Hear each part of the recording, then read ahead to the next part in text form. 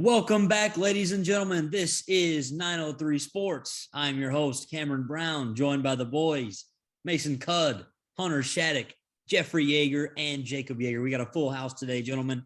Fresh off another weekend of March Madness. Kind of a letdown weekend of March Madness. We had four really non-competitive games. The St. Peter's Miracle Run came to an end. Duke handily beat Arkansas.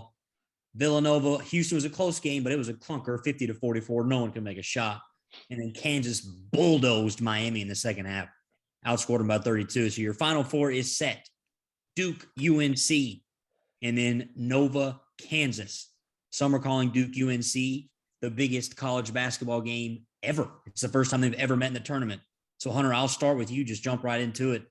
Is that a crazy take to call that the biggest game ever? I think it may be a bit of a stretch, but, I mean, first time they've ever played. It's in the tournament. And all the, they've had some beef after the last game. North Carolina blew out Duke on their floor. Coach K's last game in Cameron Indoor. There was some tense stuff going on in the handshake line. So I'll give you the floor, Hunter, to start the show this week. Yeah, I don't think that's crazy. It's definitely the most anticipated college game of my lifetime. I can't think of a game that I've looked forward to. I mean, last year notwithstanding, because obviously, Baylor was in the Final Four. That's my own personal bias there. Everybody's comparing this to what was it, the 79 championship between Magic and Bird. And obviously none of us were around for that.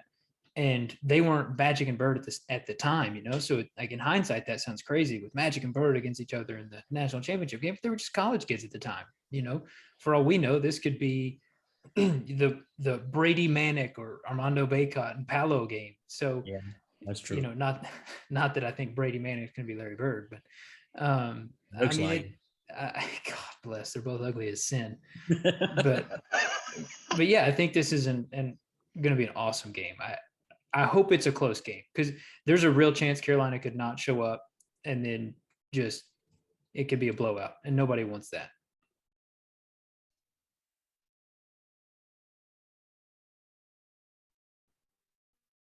See that happen, Hunter. I think this game. I think they beat. Yes, you've said it all tournament long. The hottest team in the tournament, and that team that played Baylor for the first 32 minutes, they look like the best team in the country. As long as Caleb Love keeps shooting the rock like he is, Baycot's playing well. Brady Manick looks. I mean, he's shooting the ball eyes out. They can beat Duke. They've already beat him by 20 this year. So, and I think they're only 4-point favorite. Duke is over North Carolina. So, Vegas kind of letting you know there, Duke's not unbeatable. So, Yeg, I'll let you. I know you're a big Duke guy. I'll give you the floor there. I think this is the most anticipated college basketball game ever. Like the fact that Duke and UNC are meeting for the first time in the tournament, to go along with the fact that this is Coach K's last year, that UNC was just so the entire regular season and didn't really catch fire till they beat Duke in Cameron Indoor. Coach K's last regular season home game ever, beat them by 20 in the Final Four in Coach K's final season. Like, this is, I cannot wait for this game. I don't even care about the Kansas Villanova game, as bad as that sounds. I just wish Duke and UNC could play a best 2 out of 3 and we just take whoever wins that for the championship for March Madness. That'd be awesome. So I do think it is the biggest game ever. Like, there's nothing on this planet that is going to stop me from not watching every second of that basketball game. It's crazy to me they've never met in the tournament. It's the 100th time I think Coach K's played North Carolina, and they have never met in the NCAA tournament. That's wild. That's a stat right there. It's gonna be a good game. They match up well. They know each other really well. They can't stand each other. We saw that in the handshake line at the last game. Nobody wanted to shake anybody's hand. Nobody wanted to talk to anybody. I hate you. You hate me. Get away from me. We'll see you down the road. And here we are. And both are playing really well. Duke looked incredible against Arkansas. I said it on last week's pod. We said, coming from the Sweet 16, who's your take to win the tournament from here outright? And I turned my back on Gonzaga because they looked weak. And Duke, those first 2 rounds, they just looked powerful. They looked like they're finally syncing up, like they are playing well with each other. Not only that, but they just look fundamentally sound. You watch them take shots. They're not making like crazy acrobatic shots that are low percentage. They're playing really, really good, efficient basketball. and I like Duke over UNC. I think 4 points is actually not enough. I think Duke's going to smoke them by about like 12 to 15. And then I think Duke is going to beat both Kansas or Villanova, whichever happens to see them in the final. I think it's just written in the stars. And I was thinking the same thing, but then I started thinking, man, this is March Madness. Like, as soon as you expect something to happen, the exact opposite happens. And I just starting to kind of believe in the Tar Heels. They got some magic going right now. They're playing as good as anybody in the country. Caleb Love, it looks incredible. And he single-handedly beat UCLA in that was Sweet 16 game. And then, Duke was dead against Michigan State, and they were dead against Texas Tech, and they found a way to win both those games. Now, that says something about a team that wins a national championship. You have games like that where you have to overcome. Like Baylor last year was down to Nova, I think, at half. Am I right, Hunter, in Sweet 16? Yeah, down 8. Yeah, down 8 at half against a really good Jay Wright coach Nova team. And, Baylor kind of righted the ship, turned around and beat them. And then rest is history. You have those games in the tournament. So, Cut, let me get your thoughts on what do you think about the tournament so far? What do you think about the Final Four this weekend? Are you excited? And has this been a fun tournament to watch this year, in your opinion? Yeah, so as the tournament as a whole, I think it's been a great bracket. A lot of teams losing when they're not supposed to, and our America's Club St. Peter's, making the run they did, incredible. Thank you, St. Pete. Yeah, great run. It was really cool, But this last Saturday and Sunday, I was saddened the way the games turned out. They were all just pretty much, terrible games as far as the final score was. But looking at the Final Four, I think Duke plays with a hard chip on their shoulder here. I think I don't know about 12 or 15, but I see Duke winning by 6 or 7 points, honestly. I think they play real hard, like you said. Also, Jeff, they got the emotional part of the game in the season with Coach K deal going to, and talk about an incredible atmosphere that game's going to be. I can't wait to watch that. Also, and then you look at the other game in Kansas and Villanova.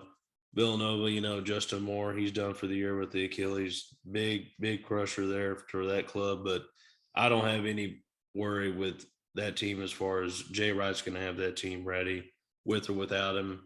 I think Villanova, if they do lose, it's going to be by a basket. I think they play very close with Kansas, but ultimately I think Kansas will win that game.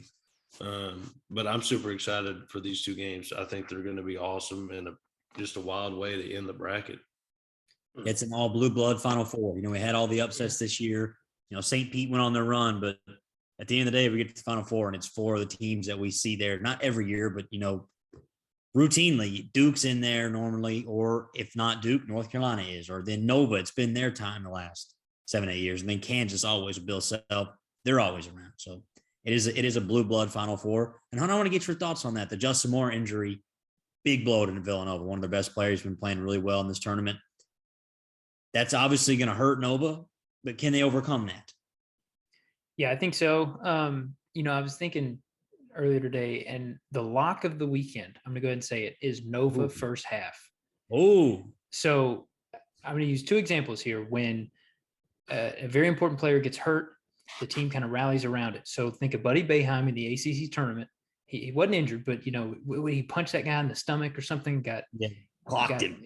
And got suspended for the Duke game. So the line was like 15.5 to Duke.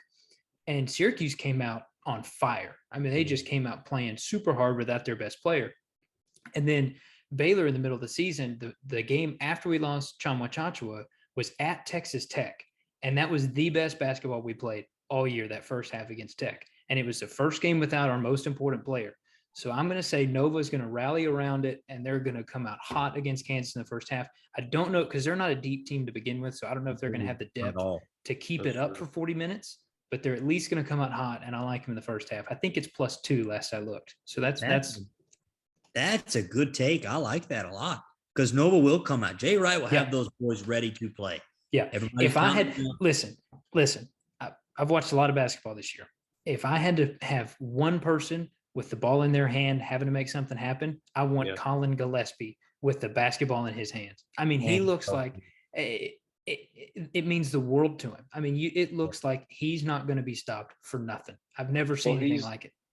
He's so calm. I've watched Yeah. Colin Gillespie in the tournament in so many big moments, and he just is so calm. Like, you never see him emotional after hitting a big basket.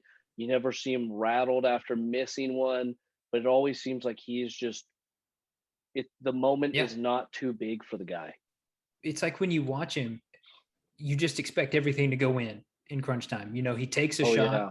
He takes a shot late in the game, and you just think, well, there it goes. And sure enough, it goes in every time. It's unbelievable.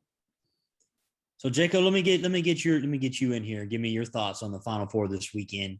You leaning Duke, Kansas, like the majority of people, or you got an upset up your sleeve here? Man, I picked Nova in my bracket to win the whole thing, but after that injury, I think they're going to lose to Kansas. Kansas is one of the best road teams in college basketball.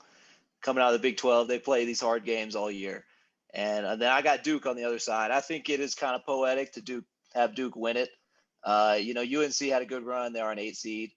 And, I mean, they shoot a lot of threes. They're kind of reliant on their shooting. They are. I think Duke's going to know that, and they're not going to lose twice to them. So I think I got Duke, Kansas in the final. I'll probably ride with Duke here.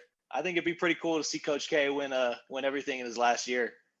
So we'll just jump right into this, and then we'll go to some big picture stuff. So is everyone taking Duke to win the whole thing? I'll zag. I don't know. Dang it, I don't know. I think they're going to win the whole thing, but that's not who I'm going to be rooting for. Who do you think is going to win? If you had to put your life on the line right now, who's winning the whole thing? Duke. Son of Hunter? a gun. By Duke. Yeah. I'm telling y'all, there's too many people that think that, and the tournament's going to turn around. I think it's Kansas's year. I really do. I think they are playing excellent That'd ball. be cool too.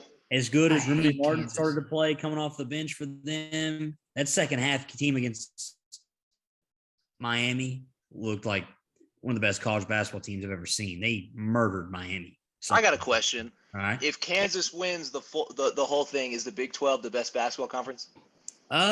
Yeah. I mean, I would say so. I think the Big 12 is always up there in basketball conference. They're always one or two, them or the Big 10, really. Hey, listen to this. Listen to this. All right. So, Cameron, you and I were talking about Bill Self the other day, and I think he's the most underrated basketball coach in the country. Listen, so this is before this season, these stats I'm about to read. He's been there 16 years. He's made the tournament every single year. Okay. His worst seed is a 4. He's been a 4 seed 3 times. He's been a 3 seed twice, a 2 seed 3 times, and a 1 seed 8 times. That's insane. With that, this is before this season. He's made 8 Elite 8s and 3 Final Fours, so that make that 9 Elite 8s and 4 Final Fours in 16 years. So a quarter of his seasons, he's been in the Final Four. That's ridiculous. That is ridiculous. And that's playing in the Big 12. That's not playing, in the West Coast Conference like Gonzaga, where they get a cakewalk through their conference every year. They have to go and play in the Big 12 every single season, and his worst seed is a 4. That's ridiculous. Yeah, that's wild. And think about the level of coaching in the Final Four this year. I mean, it's ridiculously good. Uh-huh. And speaking of coaching, I want to touch on this too.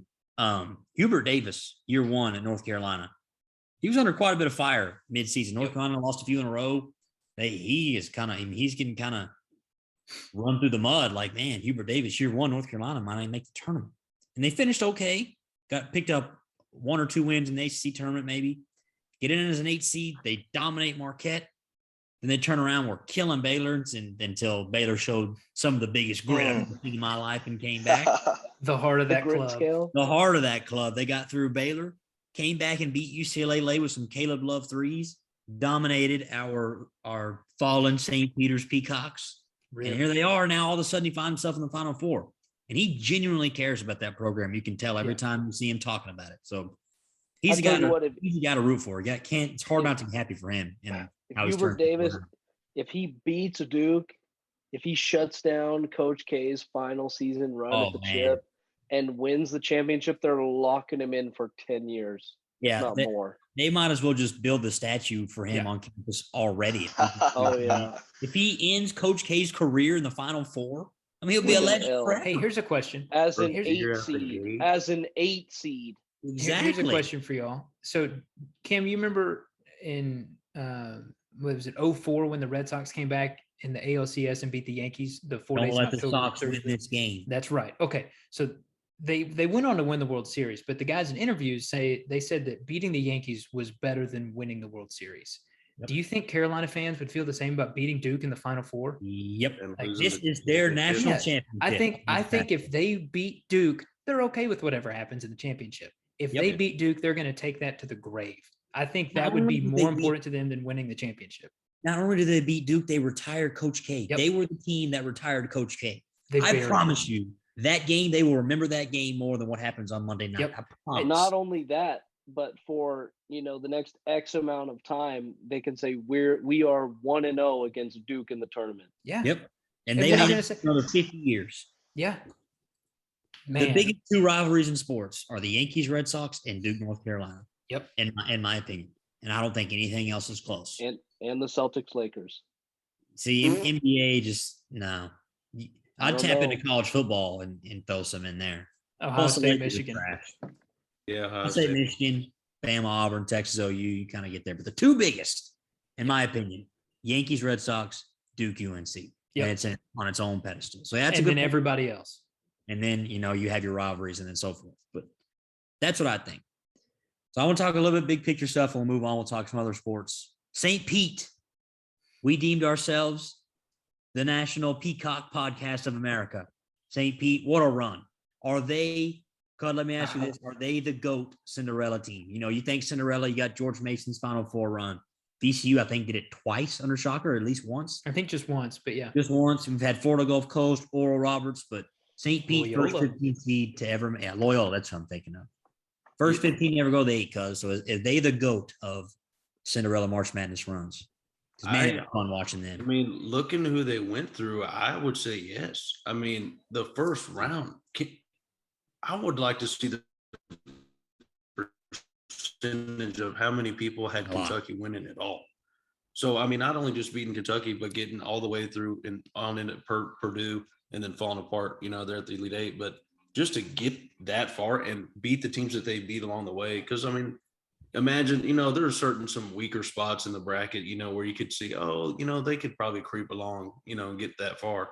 But they did not have an easy road whatsoever. No. So, yeah, I would say, yeah, they got to be. They got to be the just wildest Cinderella, at least that I've seen or heard of. I mean, they were amazing run. And like what that coach was saying, what's his name? Shaheen Holloway. Yeah. New coach at Seton Hall. He told that reporter, he's like, I got guys from New Jersey and New York. Yeah. We're not scared of anybody. And you can see that watching the game, like from the very tip, they didn't care how tall their guys were or how they were 5-star guys and all that kind of stuff. They just played their hardest and they came out on top. So it was an incredible run. I agree with Cud, dude. If you go, think about it. If St. Pete's had made the chip, they might have had the hardest road out of anyone in the whole tournament. You're talking about Kentucky. I mean, if Murray State is your easiest team you play, Murray State can play. Easiest by a long shot, you got a tough road. They would think about St. Pete's would have beaten Kentucky, Murray State, Purdue, UNC, Duke, and then the winner of Nova, Kansas. That would have been their road. That is as hard as it probably gets in March Madness. No doubt. Yeah, don't sleep on that Murray State team. They only lost 2 games all year. And St. Pete that's what I'm that saying. entire basketball game. They did. They were the better team. But what's crazy to me is we saw them beat Kentucky. We see that every year. Team comes out of nowhere, beats a big dog. Kentucky kind of overlooks St. Peter's. St. Peter's beat them.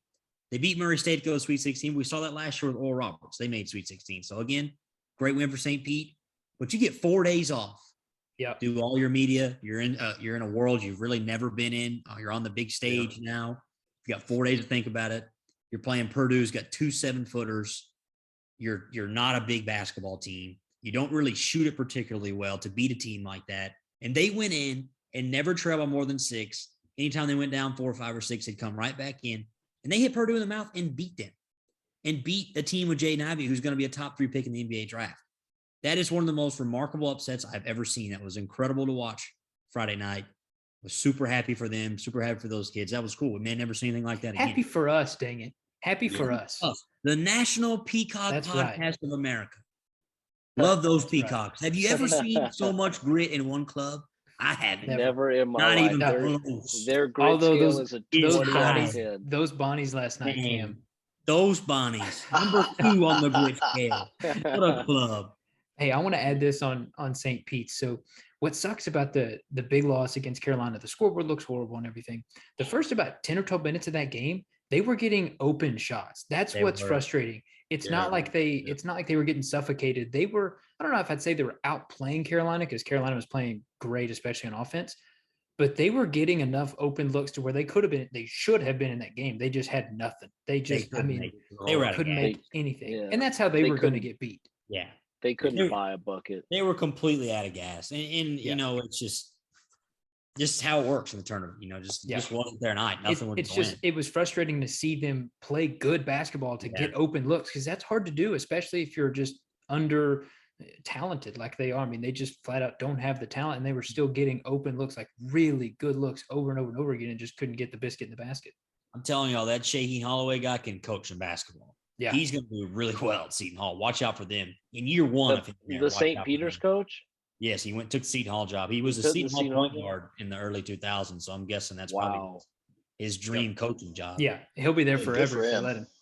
Yeah, they didn't even think about hiring anybody because they fired their coach 3 weeks ago. I mean, that job's been open for a while. As soon as they got bounced in the tournament, or no, he took the Maryland job. But yeah, he can coach. He'll do well at Seton Hall. I look forward to keeping up with him and at Seton. All right, Hunter. So this would be a good time to let everybody know how bad I'm doing in our pick 'em and see who's winning the standings here. You're beating me. So you're beating me. I'm in last. That's tough, Bob. That's not good. I had no wins in the Sweet 16. I was the only one that had no wins in the Sweet 16. Right now, Cud is mopping all of us. So Cud has 26 points. He has 2 teams in the Final Four with Villanova and Duke. Jeff is in second place with 15 points. He has Kansas. Those are the only 2 guys with teams remaining. Jacob finished the tournament with 14 points. Cam has 9. And Hunter has 7. So it still could be interesting because you get 5 points for a Final Four victory and 6 points for a national championship. And Jeff is 11 behind. So if Duke and Villanova both lose in the Final Four and Kansas wins it all, Jeff would pick up the 11 points to tie Cud. And then we'll have to arm wrestle. So I get the tiebreaker because I have the champion? I don't know. We didn't. Correct. We'll have to do. Want to do rock, paper, scissors on the pod, Cud? I'll sign off on that. If you have the champion, that's a tiebreaker. You good with that, Hunter? Even though I really don't want Jeff to win. I'd rather anybody win than Jeff. Well, I don't know. We'll have to talk to the committee. Takes. Ooh. Mine take Jaeger. That's Jaeger. Speaking of the bracket, we're gonna have a guest next week. Yeah, we need to find out who that is. So if you're listening, please let us know. Who is ROBJD36? I think he's running away with it.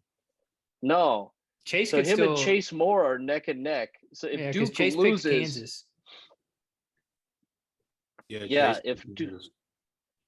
if Duke loses at any point, this ROBJD guy will lose. Yeah. It's still very much up in the air. We need to find out who that is. Because, I mean, I'm going to want him on. We're going to have him on the pod next week. Got to get him the merch. Am I in last? I am not in last. Fuller's in last. I might be right there. Oh, well, all right. Well, we'll move on. March Madness. I'm sad, boys. It is a couple of days away from being over. We got 2 games Saturday, then 1 Monday, and then it's over. But you know what next weekend is? What's next weekend, Hunter? I'm going blank here. It is a tradition unlike any other, Cam. It is the Masters. My goodness, on PBS. What a golf tournament. Next weekend, the Masters. So let's just jump right into it. There's a certain – did y'all hear about that certain cat wandering around Augusta grounds? Big jungle cat in southern Georgia. Sighting. Big jungle cat. Tiger Woods has completely been out of the media. No one thought he was going to play, and all of a sudden he's flying into Augusta and apparently played 18 holes. So Blowing he up the not- internet, tracking his private it's- jet to Augusta. could be playing. It's this not. week. Hey, it's not Tiger playing in the Masters, baby. They sent a exception invite to Charlie, man. He's Yeah. teeing it up. That kid, a ball player. So, Hunter, let me ask you this: is it realistic to expect Tiger to play next week? Yeah, I think so. Or this is the If I don't know if I would expect him to play, but I wouldn't be shocked if he did. The fact that he's out there means it's not a definite no. You know what I mean? Right. For him to go out there and try to play, he played a practice round with Justin Thomas yesterday, and which, by the way, imagine being Justin Thomas. I mean, What a lie. They're like Wait. best friends. Him and yeah, Tiger. the dude's he's like 2 years older than I am, and he's out there playing Augusta National on a Tuesday with Tiger Woods. I mean, that's ridiculous.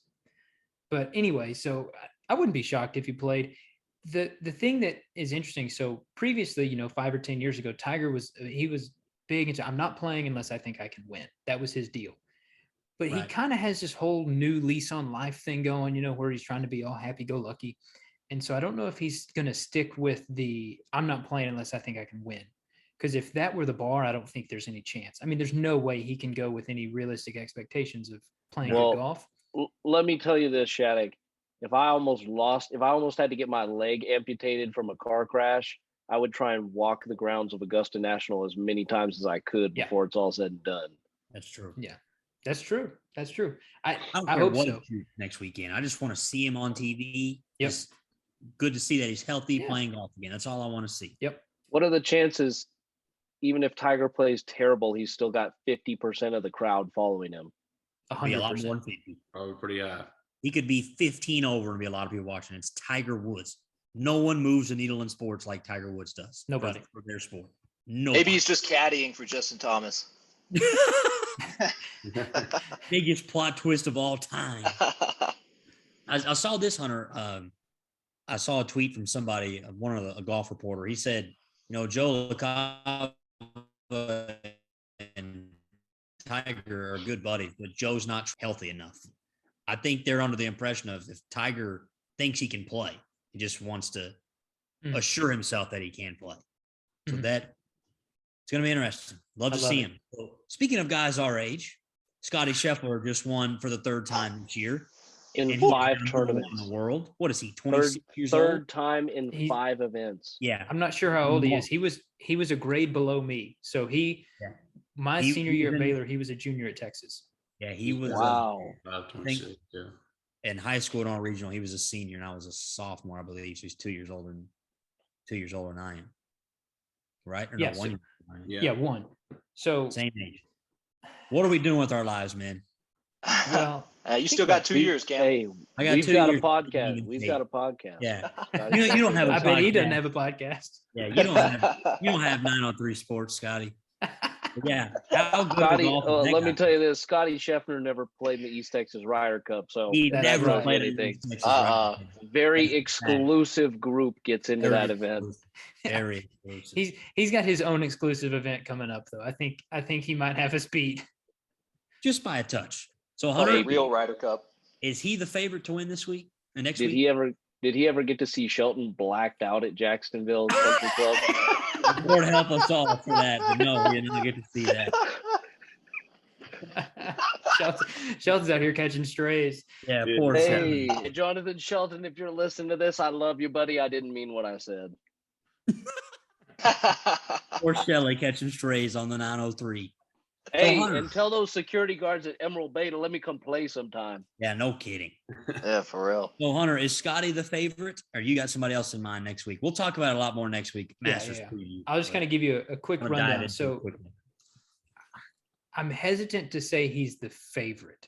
Now, I don't remember if he played. Do you remember if he played last year? I don't remember how he played last year. I don't even remember if he played. Do you think he did? He did definitely play. He did? Okay. All right. So I was going to say, I don't know if a first-time guy is going to do it. But if he's already got a year under his belt, I mean, nobody's playing better. And No, so not even close. I think he'll be up there for sure. After he won, what was that? Phoenix, did he won the first time? Yes. I checked his odds for the Masters. He was plus 3,500. And I looked, I've got the odds here, and he's plus 1,200 right now. So he's the second favorite. Rahm right now is plus 800. Scotty's 1,200. Then you got JT, Cam Smith, Rory, DJ. But I already gave my Nova pick. I'm gonna give you a couple more little good value picks here for the Masters. Just an early preview. All right. So for those wondering, Tigers plus 4,000. That's not my good value pick. That's ridiculous. I mean, that's ridiculous. They're just trying to get people to put money on it. Hammer it. Sam Burns won a golf tournament 2 weeks ago, and he's plus 5,000. He has worse odds than Tiger, and he literally won a professional golf event 2 weeks ago. That's just ridiculous. But anyway, he's one of my good value picks. I think he's real streaky, and if he's up there, he knows how to get the job done. So I think Sam could come through. And then here's a real flyer. Max Homa is plus 7,000 to win the Masters. And Max can play. He hits his irons so good, which is exactly what you need to do at Augusta. So those are a couple picks. What's DJ at? DJ is plus 1,600. I don't like that pick. I love Dustin. I think DJ he doesn't have a top 5 in over a year. No, he got top 5 at match play, if that counts. It's not stroke play. I wouldn't factor that into my Augusta predictions. DJ, man, there's something about Augusta that I'm telling you. Didn't he win it 2 years ago? Yeah, he won the November Masters. The COVID Masters. What about Zalatoris, Hunter? That's a good pick. I don't know if I have his odds. They were kind of high, like 5,500. I don't have him down, though. Runner up last year. Yeah. I think Spieth is always a good pick at the Masters. Spieth's a great pick. Spieth, hey, I tell you, speaking of value, Spieth was plus 1,000 2 weeks ago. Spieth is plus 1,800 right now. Not good direction. Yeah. That's good, though, because he's going to show up. He always does. Absolutely. As far as I'm concerned, I'd rather him shoot 80-80, miss the cut in Valero this week, drop his odds down to about plus 2,500. You never know. Jump on it. So the Masters next weekend, we'll talk about it quite a bit next week. Post we'll recap some Final Four, then we'll dive into some Masters and some baseball talk. We'll talk some Rangers baseball next week as well, because that's also week up. But big game tonight.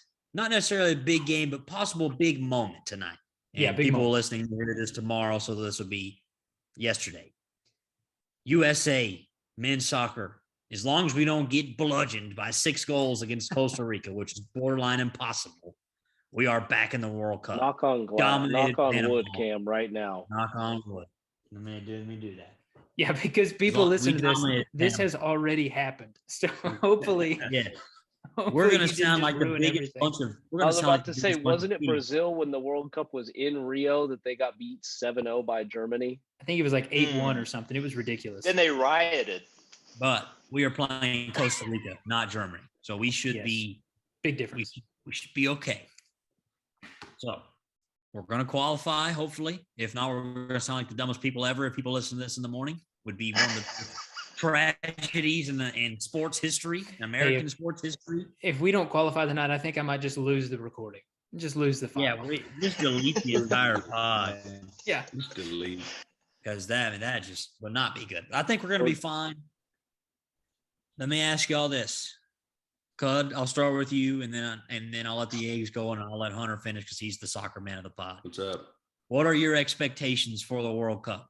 Is it just happy to be there? Or you think we can Wait a minute. Are we sure we want to have this conversation? Yes. We're going to make it. We're not going to lose. You're right. Because we're not going to have as much time next week to talk about it. Well, we're having this conversation in the future once this is already. Yes, that's right. We're going to sound like geniuses talking about some soccer tomorrow when everyone's listening in the morning. Yeah. So go ahead, Cud. But I'm super pumped that we're even playing in the tournament, which is better than we were last time. Something Italy can't say. Yeah. So what was it last World Cup? Iceland made it and we didn't. Yeah. Hey. Yeah. Fun fact. That much lower. So I'm excited that we're making the tournament. But as far as expectations going forward, I need to see the matchups about who we're going to draw and all that kind of stuff to really have a solid prediction. But hey, the draw's on Friday. We'll know Friday at noon. Yeah. So I'm super excited. We'll know who's in our group for the World Cup. Yes, sir. Wow. Yeah, it'll be nice. Fun. We'll have 8 months Isn't to speculate. the World Cup in like November? Yeah. Because it's so hot in Qatar. Yeah. That's crazy. The teams in our pod are doomed. They've got no. You hate to see that. How are they going to have the World Cup during the NFL season? Fine with me. I don't care when it is. I'm just glad we're going to be there. Yeah. It's only 3 weeks long. Yeah. So, Jeff, let me ask you, what do you think? Are you just happy to be there, or you think we can make a run? I think the USA, I'm just happy we're in it personally, right? So I first got introduced to soccer on my mission because my trainer, ironically enough, was from Costa Rica. So he lives in San Jose. He was born and raised. He's Costa Rican. I actually texted him like an hour ago and I was like, hey, you ready to get smoked tonight? That's right. And let him know. Yeah. And so we've been chit-chatting a little bit, Tony.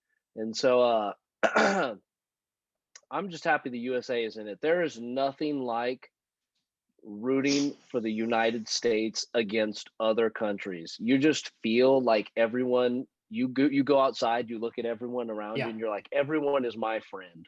You know, when the USA is beaten up on other countries, the whole United States loves each other. It is my favorite thing.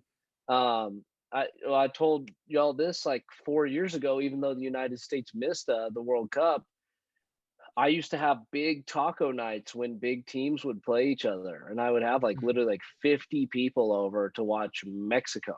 You know, I can't even imagine what it's going to be like if the USA gets in and starts winning. So, but honestly, like my prediction for this is I think the USA, I think they do well in their grouping. I think this is a bridge year though. I think they're going to, you know, kind of find their footing in this World Cup, figure out where their weak points are, and then really charge up for 2026 when it's played in the motherland. We will be in attendance for that World Absolutely. We're painting our bodies front row. I may streak. You want to put your money on there being a streaker in the game? I may take one for the boys to make y'all a lot of money. So, oh Lord, help us if that happens. So, no, absolutely. I think that's what's going to happen. I think 2026 is when you better watch out because the USA, there's a lot of pride and there's a lot of expectations for the USA just in general. And the USA playing on their own turf, it's going to be like, hey, if y'all don't win this whole freaking thing, you might as well just never come home, you know, type of deal.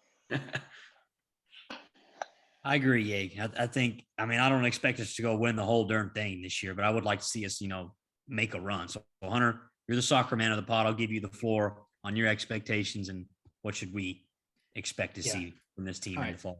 So I'm going to try to keep this brief. I got two kind of big points. One is on this World Cup, and then the second point is kind of on a U.S. soccer as a whole. It's an encouraging thing. So the first point, I think we're going to do well. I think it's going to depend on not necessarily our group, but where our group lines up with others. So the way that they'll do it is they'll have the matchups predetermined. So the second place from Group A will play the winner of Group B, for example.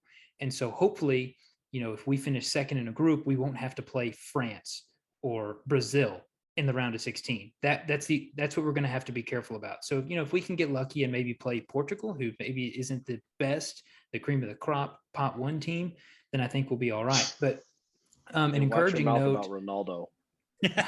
He's 37 years old now. So just, I know. You know. Hey, have you seen recent Instagram pictures of him? I would love to look. Have like you seen recent 37. soccer from him?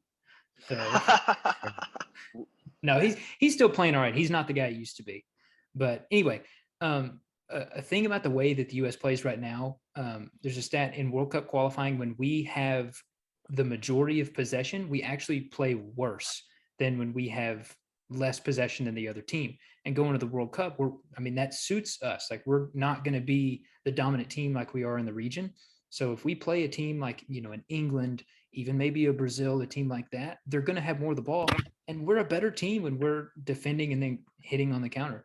So I think that's good. That plays right into our hands. I'm not going to say that we're going to go win the World Cup this year, but I think we could be competitive. We might surprise some people and maybe get to the quarterfinals. As far as kind of U.S. soccer as a whole, obviously we're a very young team. We've got a lot of young players. Very young. And I want to kind of go through this timeline. So in 2007, U.S. soccer decided that they were going to start what's called a development academy. It's basically youth academies for youth soccer. So they started with a U15. Yeah. They had two teams. There was a U15 and 16, and then there was a U17 and 18 team. They would meet 8 months a year. Okay, so that's 2007. 2011, they moved that calendar from 8 months to 10 months. Okay, so you're increasing. Now you're on a professional schedule where you have a 10-month season and 2 months off. So it's a professional timeline. Now, but you're still at U15 is the earliest. In 2013, it expanded to U13s. And then in 2016, it expanded to U12s. So now we've got 12-year-olds in this country playing a professional schedule of soccer from the age of 12. Oh, and you've dude, seen it's all these. it's a conveyor belt, dude. Listen. You see all these young guys we're producing now. There's a whole slew of them coming in behind. And I'm not going to get into names, but we've got a bunch of good players. Not saying we've got a bunch of Christian Pulisic's and Wes McKinney's. Like those are lottery tickets. I mean, but we have we're holding a lot more lottery tickets than we ever have before. And if we can get, one lottery ticket to become a Christian Pulisic or a Wes McKinney or a Gio Reyna every 2 or 3 years, we're going to be in business. I mean, we'll never be France, but we could be close. Right. I mean, we could be a legitimate world power for years to come. I don't think this is a golden generation because that implies that it's just going to leave. I think this is going to be the new normal for U.S. soccer. Here to stay. I love a good lottery ticket, Hunter. I like that. That's good I know odds. you do. Good odds there. But yeah, I agree. I mean, this is an awesome time to, if you're just getting into soccer and you're an American, we're going to be good for a long time, man. Yeah. Because our best players are young. And like you said, it's just a conveyor belt of more young talent coming up. I mean, Gio Reyna is one of our best players. Kid's 19. Can't even drink alcohol yet. 19 years old. Yeah. Pulisic's what, 24? 23. Weston McKinney's young, 23. I mean, all of our guys are super young. They're going to be in their prime in 2026 when it's here. Yeah. Yeah, I can't wait. Oh my That gosh. is going to be what's amazing is really fun. What's amazing is a couple years ago, we didn't know who a lot of these guys, Ricardo Pepi, we thought he was going to play for Mexico. And we didn't think he was going to be this good. So, I mean, just think about the guys who are going to emerge over the next 4 years before 2026. I mean, it's going to be incredible. Just going to be incredible. I can't wait. So hopefully we get the job done tonight. In the World Cup in the fall. So I'll wrap that up, Cut. I'll let you give the best segment in podcast history. Best segment. Who the hell are you, Cut? Go ahead and give it to us. All right. This week, take a shift in all the other sports we've been talking about is the Green Bay Packers. Wow. Yes. Over the last unanimous 2 weeks now. Well, for the last 365 days, we've heard Aaron Rodgers, and all this stuff. They finally bring him back. Everything's resolved. Then they let his right-hand man go. And then they lose their next best wide receiver the next week. I mean, what are you doing? They might need to sign this podcast to 10-day contracts. I mean, that's our running out. Hey, I hear Jeff would tear up his intramural league. I guarantee Jeff would be chomping at the bit if somebody offered him a tryout. Oh my God, bro! I would be on a flight tonight to Green Bay, Wisconsin. But just to put on some cleats and be like, guard me. I would be so stoked. They got Alan Lazard and Robert Tonyan. That's it. Ooh. That ain't gonna cut it. I mean, I know Aaron Rodgers can put the ball wherever he wants it, but what are y'all doing? Gotta have playmakers. I mean, I don't know. What's so funny about what Cud's saying? If you go on the Packers website and go to their depth chart, they don't even list it. It just says the depth chart will return for the 2022 season. Ouch. Ooh. That's brutal. I mean, how long until Aaron Rodgers gives up? Yeah, I mean, he got all that money, long deal. I bet now he's like, right? What am I supposed to do with this team? Yeah, you can't run the ball. That's what happens when you're selfish. Yeah, he could. I would love nothing. You know what? I hope the Lions beat the Packers twice this season. That's not gonna happen, Gabe. I would love nothing more. They got than heart. Aaron Rodgers to crash and burn and go 4-13 this year. They have heart. The Lions do have heart and grit. Grit scale. The Packers could have you at receiver, Yeg, and still beat the damn Lions. I think they'll be okay. But hey, you line up Jacob and I on one side and the other. Well, that's dangerous. I got a bad knee. But yeah, good point, Cub. What are you doing, Packers? Who the hell are you? So that closes that up. I want to wrap it up with just rehashing a few things we've had some spirited debates about in the past, and I just kind of want to start off gloating a little bit. We had the Ben Simmons, James Harden trade a few months ago. I came on this pod and said, hey, Philly won this trade. No doubt about it. They got the star. Who knows when Ben Simmons is going to play basketball? Here we are 2 months later. It's playoff time. We got 5 games left in the regular season. Philly's the number 1 seed in the East, battling out with the best team in the NBA, the Boston Celtics. And the Nets are an 8 seed. And Ben Simmons is nowhere to be found. So let me ask you all this again. Who won that trade? There's no way Brooklyn won that trade. No. You can't see here and say Brooklyn. Ben Simmons may never play basketball again. Who knows? Let me tell you, the best piece that Brooklyn may have gotten out of that trade is Seth Curry. Exactly. No doubt about it, Yake. I'm doing this in protest. Well, it's too early to tell. Well, yeah. First of all, and literally yesterday was the first game where Brooklyn and New York lifted their COVID deal, so Kyrie can actually play at home now. So you got to think with the trade. It has something to do with it being the 8 seed. Yeah. Round. Yeah. You're talking about team stats. Let's hear it now. Tell him, Cud. Tell him, Cud. He played this percentage of the season. So think about if you put Kyrie on this in those games. How many more games did they win there? What percentage of the season has been Simmons this year? So then they're gonna be a higher seed. So you can forget that argument. That's done. The next point is Ben Simmons has not yet played. And guess who they're going to play in the first round because of their bad seed? Philly or the Bucks. Well, let or me the tell Celtics. you something, man. They're not beating any of those teams. If they end up the 8 seed and or the 7 seed, wherever they land, and you're the 1 or 2 seed, do you feel good about lining up against Kyrie and KD first round?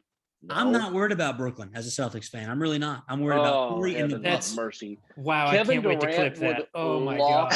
I'm not worried about him.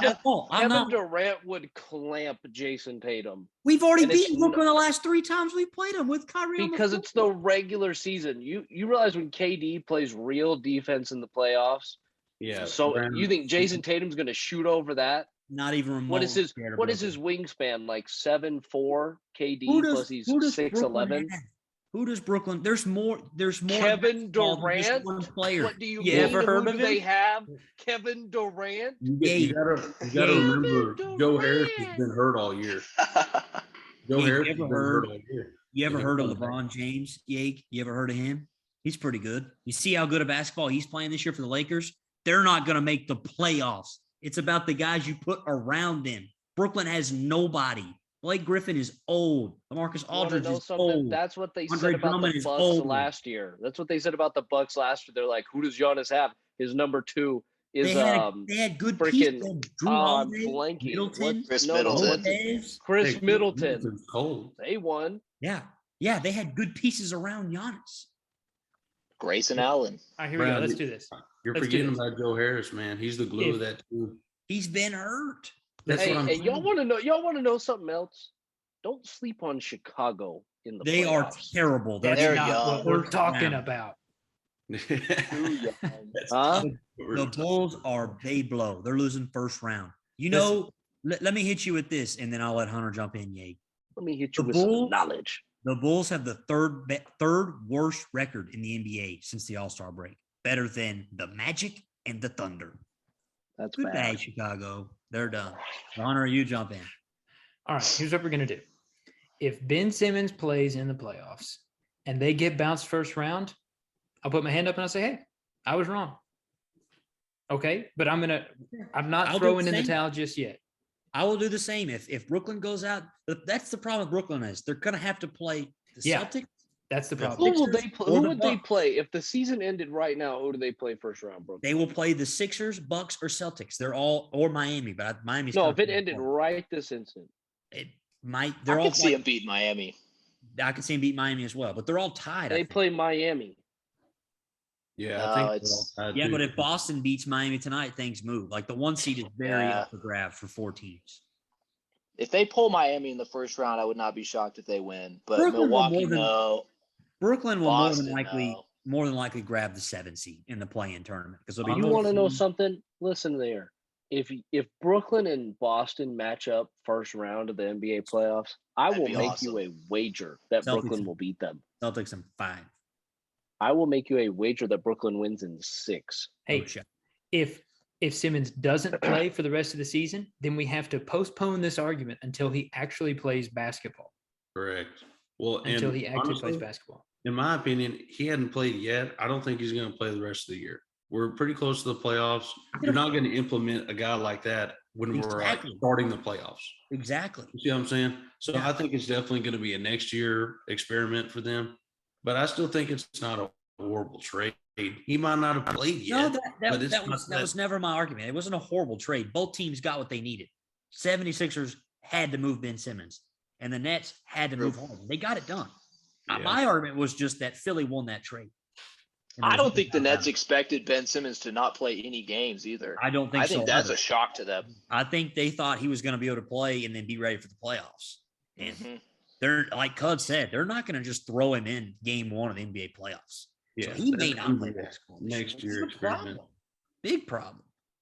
So I just wanted to I just want to talk about that for a little bit. Hunter, you had something you wanted to add earlier, something about baseball. So I'll give you the floor. Oh, yeah. Okay. So this is something I wanted to get your opinion on. I was watching a spring training game earlier, shocker, and the announcers were talking about this rule change that's being implemented in the Atlantic League, which is not even a minor league. It's, it's its own Yeah. baseball league that just kind of exists, and it partners with Major League Baseball, and they do rule changes in that league to see how they work together, data, yada, yada. So here's the rule. Maybe you've heard of it. I've never heard this proposal before. It's called the drop ball rule. Anytime a catcher does not catch a ball, so if it hits the ground, if it's a wild pitch and it's a pass ball, if the catcher just drops it like a pitch, the batter can take first base, like can run. You know how on strike like three, three. yeah, you know Yep. how it's a swinging strike and the catcher drops it, the runner can or the batter can go to first. Well, this rule would make that on any pitch in anywhere in the count. If it's a passed ball, take off to first. And the theory is it rewards speed because stolen bases are not really a thing anymore, or No, not they're as much of a thing. So it rewards speed, and it incentivizes pitchers to be accurate in pitches, not just throw curveballs in the dirt like they do all the time now. It incentivizes fielding and catching, which could potentially go away with the automated strike zone. So if they implement the automated strike zone, this is a way to keep fielding important as a catcher. And I liked it. When I heard the rule, I was like, man, I kind of like that. What do y'all think? Does he have to run? No, you don't have to. Yeah. And that's So- the calculus. If you're Joey Gallo, you're worth more seeing another pitch trying to hit it over the fence than you are Yeah. trying to get on base. But if you're somebody who isn't, you hit 18 home runs a year, but you're kind of quick, try to get on first base and maybe wreak havoc on the base path. So Well, is I'm it- telling you, yeah, Kyler Murray may need to make a transition over to baseball if that rule gets put up into the big leagues. Code, what do you think? Well, first of all, I love it. I love that idea. I That's think cool. it's awesome. But my question is let's say there's a pass ball and like it in order does the runner the batter eligible for tagging out once I leave the box? I would assume so. They Yeah, didn't go I'm- into that, but I would imagine, yeah. I would assume so. Once you commit past the Yeah. box, you're eligible to get tagged. I'm sure there's a point at which you maybe it's passing the like getting out Yeah. of the batter's box, or maybe there's a point on the base path where if you commit, past that then line. yeah. then And you can also get it says that tagged. if you reach base, you're given a hit. Like statistically, it's a single. I don't know how. I feel about that. Wow. So Yeah, I it's don't know how not to That's feel about interesting. Yeah, I'm out on that. I like the rule, Yeah. but you don't get a well, They should call it a steal. It should be a steal. yeah stolen base is what it should what be. is it? What does it go under right now? Like on a I don't strike know. three run. Does I that don't count as know. a steal or does it count as a hit? I've never thought about it. Yeah. I have no idea. I bet you it probably counts as a walk. I Yeah. don't know because Right, the yes. pitcher didn't walk you though. Or like a walk error, maybe. No, I don't know. That's why we need Ski on the pod. He'll tell us Yeah, next week. he would tell us. Yeah, he'll tell us next week. He'll let us know. Yeah, All right, I like boys. that rule. Anybody have anything else? Mm-mm. No. Good pod, We man. covered Next it. week we'll talk. We'll close up college basketball. I'm sure some NFL bombshell will come up in the next 7 days. We'll talk about how USA beat Costa Rica 5-0 tonight, and then we'll get into some Rangers baseball and some Masters talk. Let's do it. All right, everybody. That's our show this week. Thanks everybody for listening. We'll see you next time.